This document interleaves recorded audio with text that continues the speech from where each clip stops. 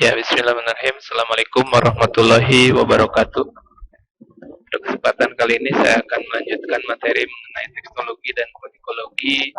Dalam hal ini memberikan contoh dalam hal pembahasan kodikologi yang telah kita ikuti sebelumnya. Jadi kodikologi sebagai ilmu ini berusaha untuk menguak setiap pertanyaan yang menjadi pertanyaan khusus dalam pembahasan kodikologi, yaitu bagaimana informasi bahan tulis tangan, kemudian pula dimaksud dengan bahan tulis tangan itu, kemudian bagaimana cara kita dapat mengetahui umur suatu naskah, bagaimana kita dapat memperkirakan siapa penulis naskah, dan unsur-unsur lain yang harus dicari ya seluk-beluk naskah untuk kepentingan nantinya pengkaitan dengan pengkajian teks naskah itu sendiri. Baiklah, di sini saya akan memberikan contoh dalam hal pengkajian fisik naskah. Pengkajian fisik naskah ini perlu diketahui bahwa antara objek yang satu dengan objek lainnya berbeda-beda. Jadi memang terkadang kita sudah dibantukan dengan hasil inventarisasi naskah oleh peneliti sebelumnya, sehingga kita mengetahui tentang judul, kemudian isi dari naskah tersebut. Namun perlu diketahui juga bahwa terkait fisik naskah ini memang mau tidak mau kita harus terjun ke lapangan dengan memperhatikan dari bahan apa ditulis, kemudian kertas, kalau kertas apa yang ditulis, apakah kertas lokal, kertas Arab, kemudian apakah itu kertas Eropa, dengan memperhatikan dari yang namanya watermark dari naskah tersebut.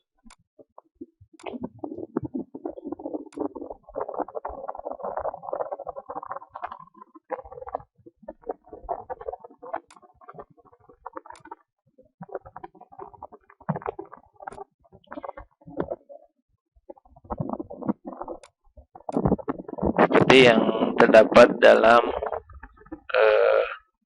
sebuah naskah mengenai misalkan keterangan watermarknya.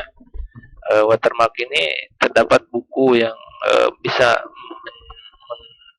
memberikan keterangan tentang usia naskah didasarkan dari tahun pembuatan kertasnya, dan setiap kertas khususnya kertas Eropa ya terdapat tanda yaitu watermark di dalam naskahnya. Apabila kita datang ke tempat penelitian, kita cukup arahkan ke cahaya, kemudian nanti akan muncul lambang-lambang dari kertas tersebut, kemudian baru kita cocokkan dengan katalog buku kertas di dunia ya yang tentang kertas Eropa ini. Misalkan ini kertas dari CNI Hanit, yaitu dari berasal dari tahun sekitar 1754 ya. Jadi kita mengetahuinya dari watermark. Kemudian bisa diketahui juga dari kolofon naskah. Misalkan kolofon naskah seperti ini. Misalkan ada di dalam naskah, misalkan ini Syarahu Sittin Masalah Lil Jahid. Ini yaitu untuk misalkan mengetahui siapa penulisnya, Ta'alif Romli, yaitu ditulis misalkan oleh Romli. Tahun ini 957 Hijriah. Misalkan dengan ini kalaupun kita mengetahui tahun dari naskah tersebut disalin atau ditulis ya. Seperti itu. Kalaupun itu menentukan juga siapa penulis, kemudian menentukan juga usia naskah.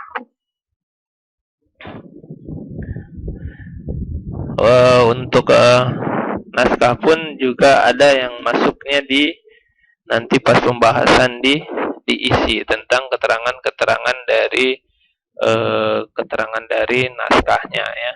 Misalkan di awal kalimat, awal naskah, ataupun di akhir tentang keterangan tentang naskah tersebut ya.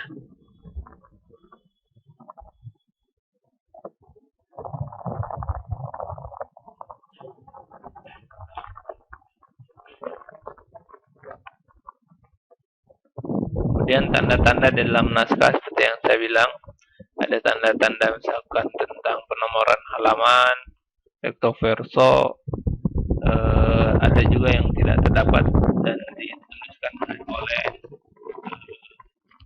generasi selanjutnya ya, tentang halaman naskah. Vandalisme apabila ada tulisan-tulisan spolia yang terdapat di dalam naskah tersebut. Seperti contohnya naskah dari Buton ini, kita mengetahui tentang isi, tentang judul, kemudian keterangan naskah itu dari teks ya. Misalkan judulnya yaitu Mirotu Tamami ya, Bibayanil Adat, dalam penjelasan adat dan hukum.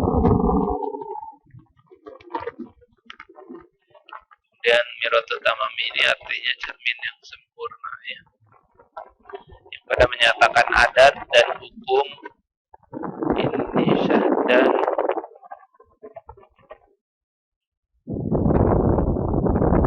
kemudian keterangan tentang raja yang adil dan supaya yang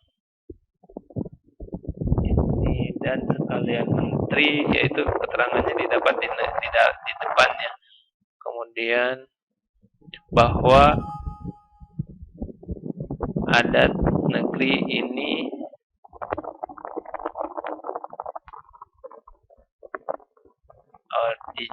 diambil dari dalam sifat 20 dan martabat 7. Ini rujukannya dalam hal dari mana rujukan tentang Alkitab ini ya.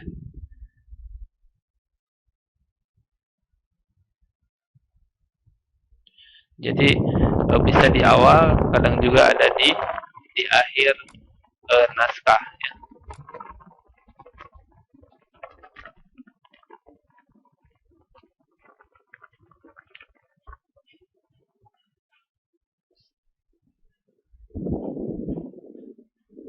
Ini seperti ini di akhir, misalkan Alkitab Musnami, itu kitab yang dinamakan kitab Syarah Ma'rifatul Islam, judulnya di bawah. Jadi keterangannya ada di bawah dari naskah tersebut.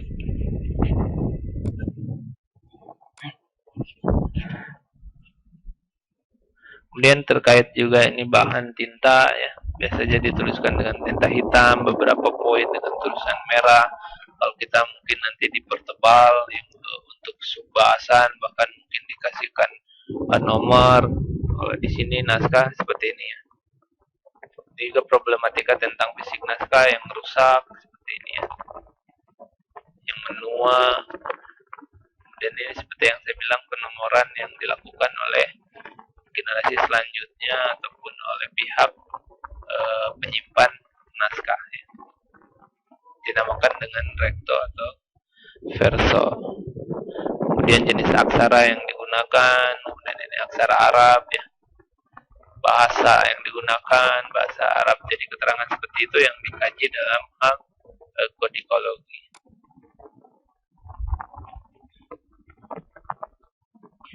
Dan tipe-tipenya ini juga satu naskah, penulisannya, kemudian aksaranya, kemudian ini bahannya. Ini memang perlu pengkajian secara langsung di lapangan.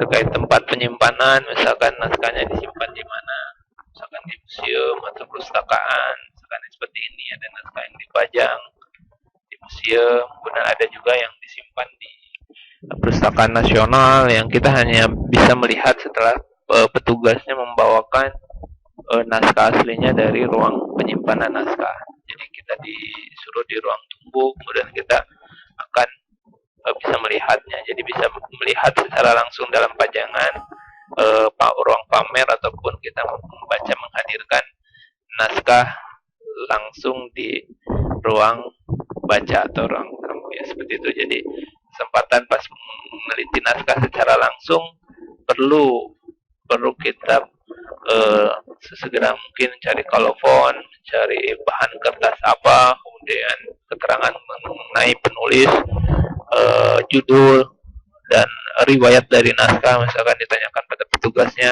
ini naskah berasal dari mana, sehingga pertanyaan-pertanyaan yang ada bisa dijawab. Kemudian salinannya berapa itu biasanya terdapat dalam hal tadi ya, katalog naskah. Ini menjadikan pengkajian fisik naskah ini penting sekali ya, karena dari informasi tersebut bisa untuk mendukung, memperkuat teks naskah. Makanya diperlukan ketelitiannya. Yang tentang penomoran ataupun nama nanti di beberapa tempat berbeda antara handscript, manuskrip, kemudian naskah ya kalau di Indonesia. Bahannya juga ya, nanti kita sudah dalam hal teori kita sudah pelajari sebelumnya. Bahan naskah pun berbeda-beda ya, ada yang dari bambu, kemudian ada yang dari kulit binatang, ada dari kertas, macam-macam ya. Seperti ini sejarah dari kertas itu sendiri sudah kita kaji.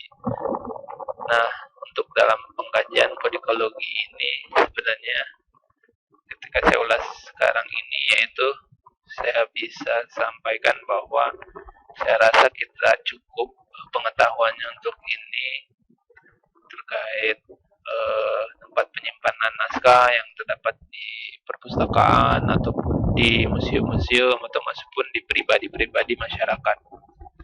Ya, kemudian negara-negaranya yang terdapat naskah Nusantara, apabila kita berkunjung misalkan ke perpustakaan-pustakaannya dan terdapat naskah Nusantara. Untuk memudahkan kita dalam pencarian naskah Nusantara yang hendak kita kaji, bisa Anda cari bentuk buku katalog induk naskah-naskah ya. Judulnya katalog induk naskah-naskah, dan ini berjilid kalau tidak salah sampai sekarang sampai jilid 6 ya. Beda itu bisa dicari misalkan kalau yang di Nusantara ini katalognya sampai 6. Tak terkecuali yang ada di Belanda ya, seperti tadi katalognya. Itu nggak tahu berapa dan judulnya apa, namun ini yang dikeluarkan di Nusantara. Ada katalog Museum Sonoboyo ya, kemudian Keraton Jogja, kemudian ada Fakultas UI ya, Sastra UI, kemudian Pustaka Nasional, kemudian koleksi naskah Jawa Barat ya, kemudian koleksi daerah Sulawesi ya. Ini yang paling penting untuk membantu kita dalam hal pencarian naskah dan pengkajian fisik naskah.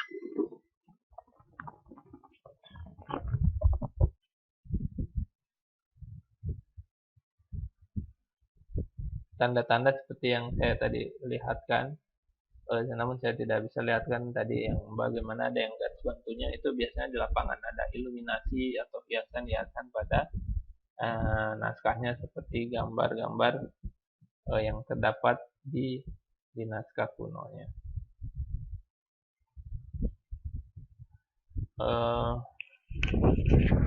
Mungkin untuk pertemuan kali ini sampai di sini saja. Insyaallah pada pertemuan selanjutnya kita akan mulai bahas mengenai pengkajian tekstologi. Oke, terima kasih atas perhatiannya. Mohon maaf apabila ada kesalahan. Wabillahi taufiq wal hidayah. Assalamualaikum warahmatullahi wabarakatuh.